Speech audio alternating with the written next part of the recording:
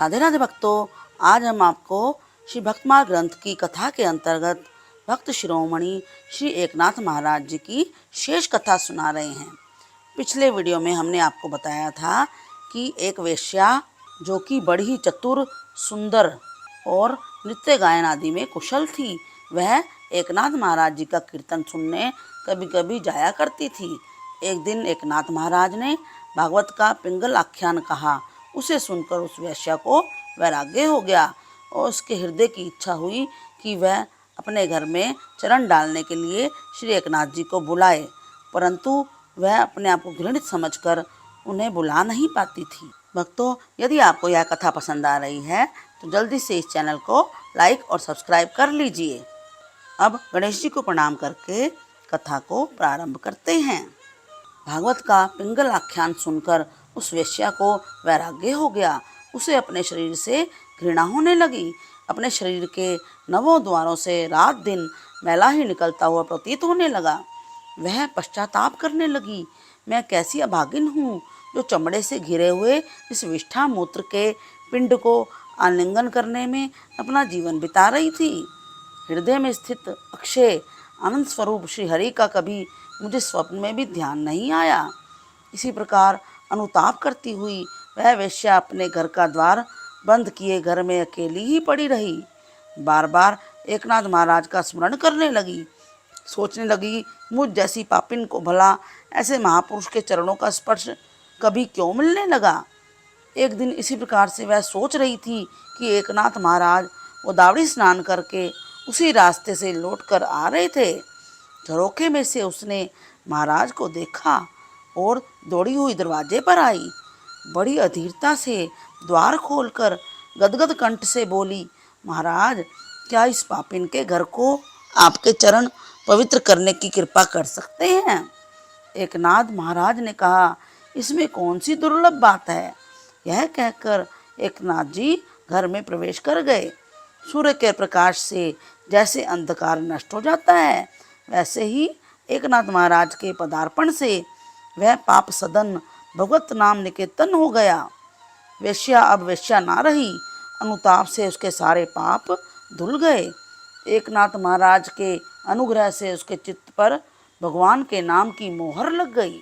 एकनाथ महाराज ने उसे राम कृष्ण हरि यह मंत्र दिया और सत्कर्म का क्रम भी बताया।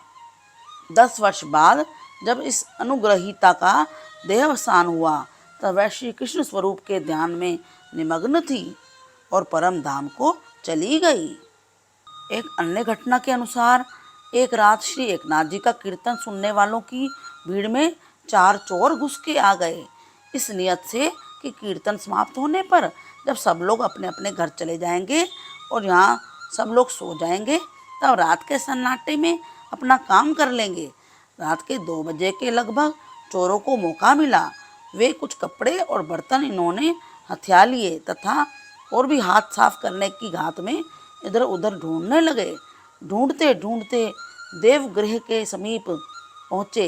भीतर एक दीपक टिमटिमा रहा था और एकनाथ महाराज समाधिस्थ थे। यह उन चोरों ने देखा।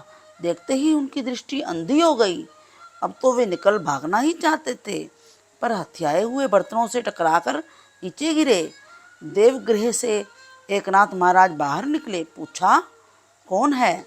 चोर रोने और गिड़गिड़ाने लगे, महाराज, हम लोग बड़े पापी हैं, क्षमा कीजिए। महाराज ने उनके नेत्रों पर हाथ फेरा। उन चोरों को पूर्ववत दृष्टि प्राप्त हुई, साथ ही उनकी बुद्धि भी पलट गई। एकनाथ महाराज ने उनसे कहा कि ये कपड़े और बर्तन तो तुम लोग ले ही जाओ और जो भी कुछ बचा है वह भी ले जा सकते हो। यह कहकर उन्होंने अपनी अंगुली में पहनी हुई अंगूठी भी उनके सामने रख दी। तब चोर बड़े ही लज्जित हुए, बार बार महाराज के चरणों में गिरे और तब से उन्होंने चोरी करना ही छोड़ दिया।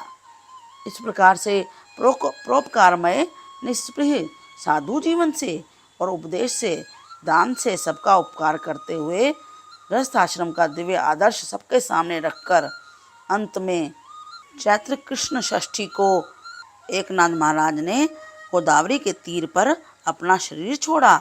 उस समय वे पूर्ण स्वस्थ थे और इन्होंने अपने प्रयाण का दिन पहले ही बतला दिया था।